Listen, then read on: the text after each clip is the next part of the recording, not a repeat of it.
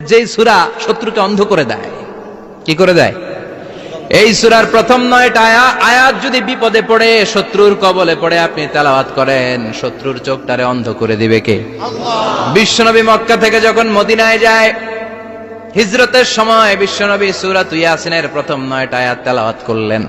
তেলাওয়াত করে আল্লাহর নাম নিয়ে ঘর থেকে বের হলেন। আশেপাশে কাফেররা ঘুরে কিন্তু বিশ্বনবীরে দেখে না, সবাই খেলে এরকম এরকম করে, ডানে বায়ে হাতায় বিশ্বনবীর সামনে দিয়ে যায়, কিন্তু কাফেরদের চোখ অন্ধ করে দিয়েছে কে?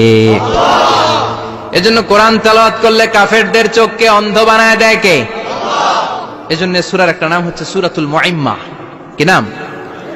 অন্ধ করে দেয়। তাফসিরে কুরতুবীর মুসান্নিফ ইমাম আল কুরতুবী, উনাকে জালিম বাদশা বন্দী করেছিল। ওনার তাফসিরে এসেছে উনি শক্তিশালী লোক ছিলেন, জেলখানা ভেঙে বাঁচার জন্য দিছে দৌড়, উনারেও ধরার জন্য